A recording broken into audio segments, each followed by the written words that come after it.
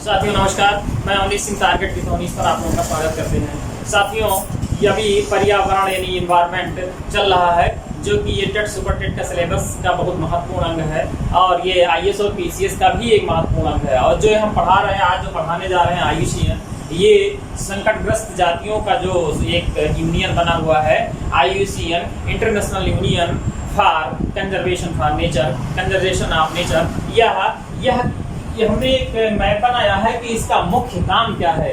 तो आईयूसीएन का मुख्य काम हम देख लेते हैं। सबसे पहले जैव विविधता के महत्व के विषय में जागरूकता फैलाना, यानी जो संकटग्रस्त क्षेत्र हैं, जैव विविधता के जो संकटग्रस्त क्षेत्र हैं। और जैव विविधता मैंने बताया था, जैव विविधता क्या है, तो जैव विविधता को मैंने अच्छे से समझाया था। जितने भी पादप हैं या जंतु हैं, पादप एवं जंतु, उनकी विविधता बहुत होनी चाहिए। और वो किन क्षेत्र में होते हैं? ज्यादातर उष्णकटिबंधीय क्षेत्रों में होते हैं। और उस उष्णकटिबंधीय क्षेत्रों में हम देखते हैं कि 10 डिग्री उत्तरी अक्षांश और 10 डिग्री से लेकर 10 डिग्री साउथ यानी कि 10 डिग्री दक्षिणी अक्षांश के बीच में सबसे ज्यादा जैव विविधता पाई जाती है। और भारत में जैव विविधता के कई क्षेत्र जैसे पूर्वी हिमालय, पश्चिमी हिमालय और जो है सुंडरलैंड और जो है अंडमान निकोबार द्वीप समूह वाला जो क्षेत्र है, जो ये सब है भारत के जैव विविधता वाले क्षेत्र हैं। तो आईयूसीएन ने इसके लिए क्या क्या बनाया है? एक तो जैव विविधता के महत्व के विषय में जानकारी दिया है, और दूसरी बात ये स्थानीय स्तर पर संरक्षण को कार्यों का निर्देशन दिया है। यानी जो बायो रिजर्व क्षेत्र है, उस बायो रिजर्व क्षेत्र बनाया जाता है जिससे कि स्थानीय संरक्षण हो पाए। और दूसरी बात है संकटग्रस्त प्रजातियों की पहचान व उनका अभिलेखन भी करता है। जैसे संकटग्रस्त जो प्रजातियां हैं, संकटग्रस्त प्रजातियों को जो अभिलेखन किया जाता है, जैसे रेड डाटा बुक में, रेड बुक जिसको कहा जाता है, इसमें संकटग्रस्त जितनी भी प्रजातियां हैं वो सब किया जाता है। जैसे भारत में रेड डाटा बुक में जो भारत सारंग है, या इस तरीके से कस्तूरी मृग है, ये इस तरीके का कल मैं क्वेश्चन के सहारे बताया था। और तीसरा है जैव विविधता के ह्रास की लिखित सूची का निर्माण कराया जाता है। कहाँ जैव विविधता का ह्रास हो रहा है, इसके लिए सूची बनाई जाती है। और यही मैप से हम आईयूसीएन को बहुत अच्छे से समझ सकते हैं। और उसके बाद हम आगे क्वेश्चन भी इस पे करा रहे हैं कुछ। आज रेड डाटा पूरे जितने भी संकटग्रस्त जातियां हैं उन पर, और आईयूसीएन पे जो कुछ क्वेश्चन है, तो अगर हम इस क्वेश्चन को कर लेंगे तो कॉन्सेप्ट बहुत ही अच्छा क्लियर हो जाएगा। तो मित्रों, हम क्वेश्चन लिखते हैं, इसका स्क्रीनशॉट ले लीजिए।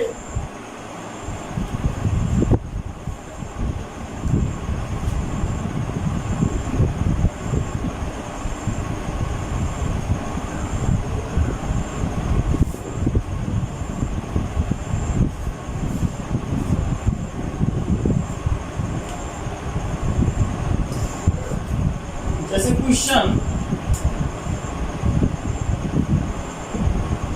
रेड डाटा बुक का प्रकाशन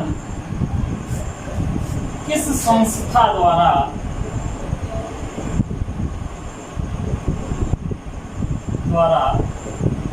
किया जाता है?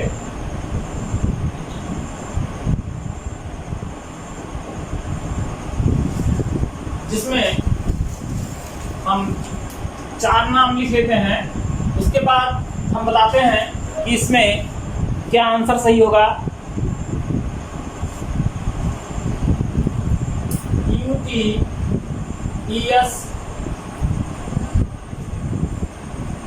B है, IUCN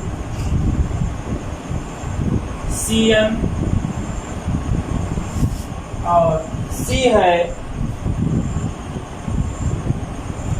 IB,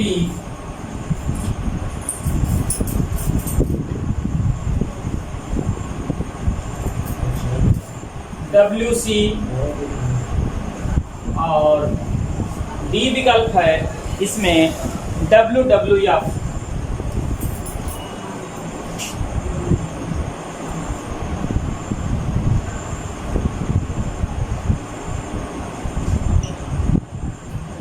red data book का प्रकाशन किस संस्था द्वारा किया जाता है? अभी मैंने बताया था कि IUCN द्वारा रेड डाटा बुक का जो है वो प्रकाशन किया जाता है, जिससे कि संकटग्रस्त जातियों का नाम लिखा जाता है। तो इसका आंसर होगा IUCN। तो बहुत स्पष्ट है इसका आशय और मतलब बहुत ही स्पष्ट है। कुछ क्वेश्चन हम और कर लेते हैं।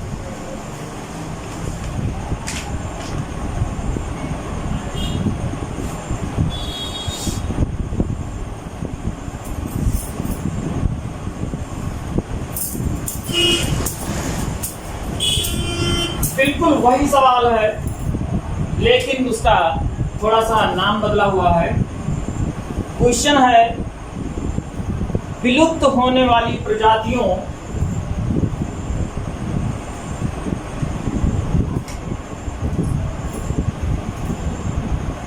विलुप्त होने वाली प्रजातियों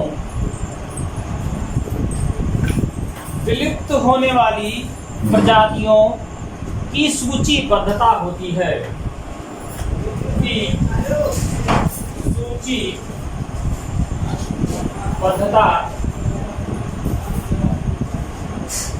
होती है। इसमें भी हम 4 विकल्प लिख लेते हैं कि जिससे कि स्पष्ट बिल्कुल क्लियर कॉन्सेप्ट हो जाए। पहला है dead stock book, dead stock book. फिर बी विकल्प है रेड डाटा बुक, और तीसरा विकल्प है लाइव स्टॉक बुक,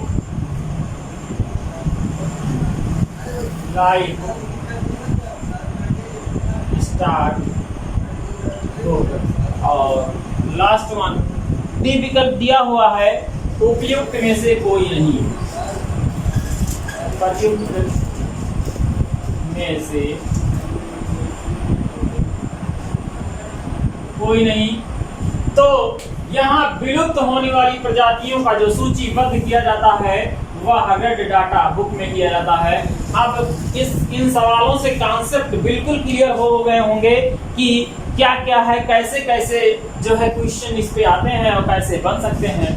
अभी जैसे भारत में हाल में ही गिद्धों की संख्या भी संकटग्रस्त और बहुत ही कम होती जा रही है। उसका मुख्य कारण है डेक्लोफिनेन जो सोडियम है, उसके कारण क्या है कि ये किसान जो दवा दी जाती है, पशुओं की दवा है ये, और पशु की दवा किसानों के द्वारा दी गई, और यह पाकिस्तान में ज़्यादा यूज किया गया। यह दर्द निवारक दवा है, और पाकिस्तान में जब वहाँ पे इसको गिद्ध मतलब पशु मरे और पशु को गिद्ध खाए तो 1 महीने के अंदर ही जो है उनकी मृत्यु हो गई गिद्धों की, जिससे कि वहाँ भारत और पाकिस्तान और सटे कई देशों में इनकी संख्या लगातार घट गई। तो इस तरीके से संकटग्रस्त जातियों में गिद्ध को हम देख लेते हैं। तो हम इसको मिटाने के बाद उसका नाम भी लिख लेते हैं और क्वेश्चन के रूप में भी जान लेते हैं।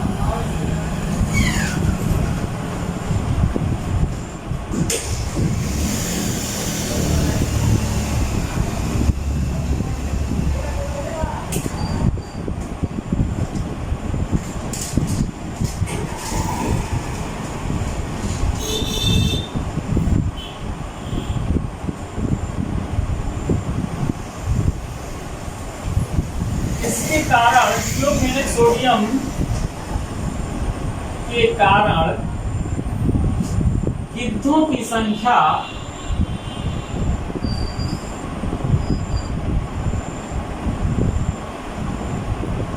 भारी गिरावट हुई।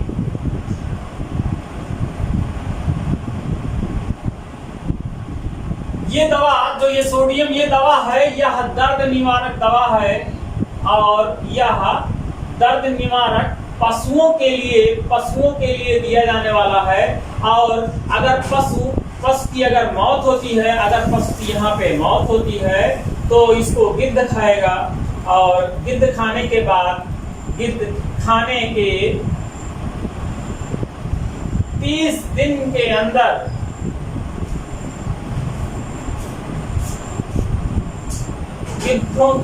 गिद्ध की मौत हो जाएगी, मृत्यु हो जाएगी।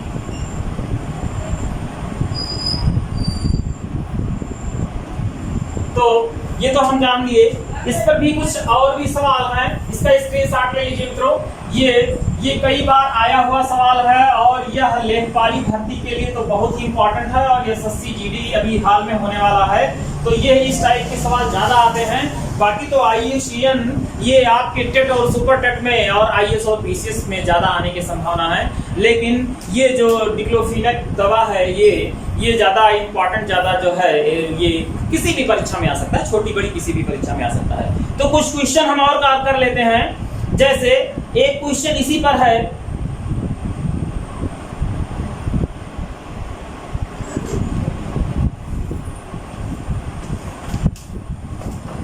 भारत में गिद्धों की कमी का अत्यधिक प्रमुख कारण क्या था? भारत में गिद्धों के कमी का अत्यधिक मुख्य कारण क्या था?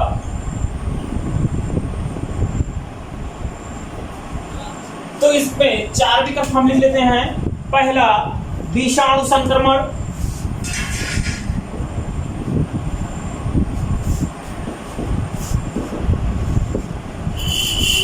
विकल्प जीवाणु संक्रमण। सी विकल्प डिक्लोफिनेक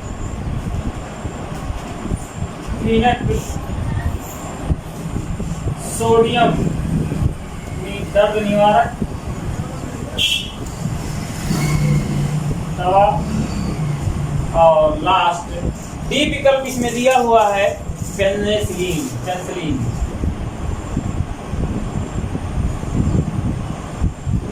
तो इसका आंसर बिल्कुल क्लियर है, अभी जो हम बताए ये इसका आंसर बिल्कुल ही क्लियर है। ये डिक्लोफिनेक सोडियम जो अभी हम देखे, इसका आंसर यही है कि यह जो है पशुओं की दर्द निवारक दवा है, और जब पशु इसको खाए, अगर पशु की मृत्यु हुई और बाद में गिद्ध उसको खाए, जिससे कि गिद्धों की भी मृत्यु हो गई। तो इसके बाद कुछ हम ऐसी चीजों का नाम लिख लेते हैं, जैसे कि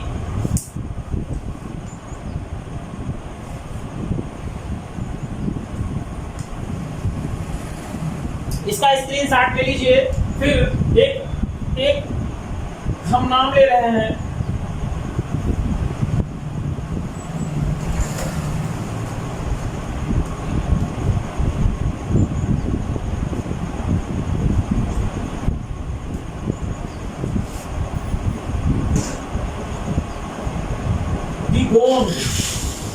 ये थोड़ा सा नाम नया लगेगा लेकिन ये बहुत ही इंपॉर्टेंट है, जिसको हम सी काऊ भी कह सकते हैं। और यह 1972 में 1972 में संकटग्रस्त जो है घोषित किया गया था। और दूसरी बात ये कि इसको एक शाकाहारी समुद्री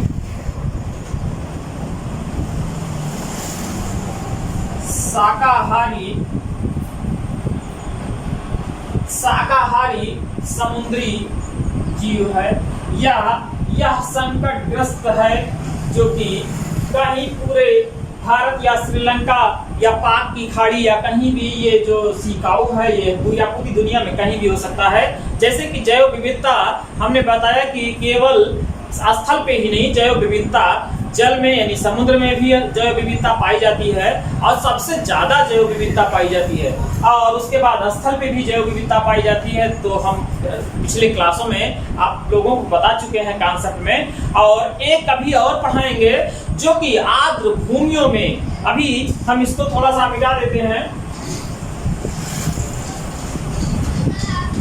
आर्द्र भूमियों में भी ज्यादा जैव विविधता पाई जाती है, और उसको बचाने के लिए ही रामसर सम्मेलन किया गया था। और रामसर सम्मेलन उसी को याद करने के लिए और उसका संरक्षण देने के लिए 2 फरवरी को ये आर्द्र भूमि यानी नम भूमि या वेटलैंड दिवस मनाया जाता है। 2 फरवरी को ये क्वेश्चन भी बहुत आता है कि आर्द्र दिवस या वेटलैंड दिवस कब मनाया जाता है? तो यह 2 फरवरी को मनाया जाता है।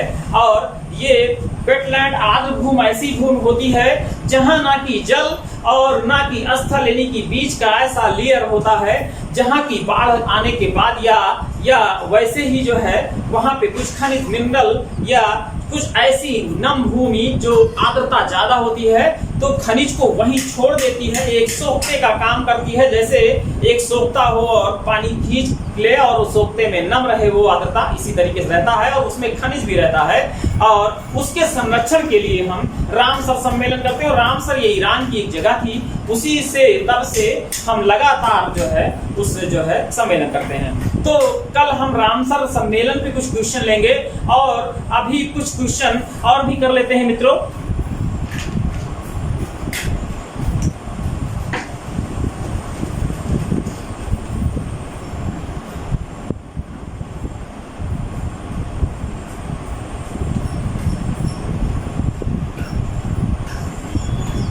जैसे अभी मैंने बताया था दिगोंग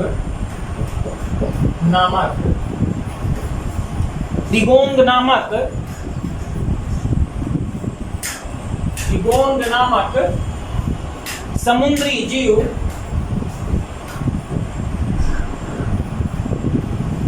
डियोंग नामक समुद्री जीव जो कि विलोपन के कगार पर है,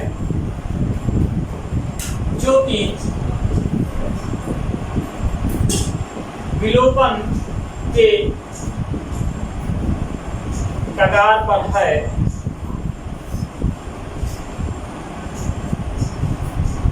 क्या है यह क्या है? अभी मैंने बताया था, लेकिन 4 विकल्प हम देते हैं। उस 4 विकल्प में आपको बताना है, या हम बता रहे हैं कि 4 विकल्प थोड़ा देखने पे दिमाग ज्यादा काम करता है। जैसे हम पहला विकल्प लिए, यह प्रश्न है उभयचर। हमने बी विकल्प ले लिया बोनीफिश, और सी विकल्प हमने ले लिया शार्क, और डी विकल्प हमने ले लिया शार्क के बाद स्तनधारी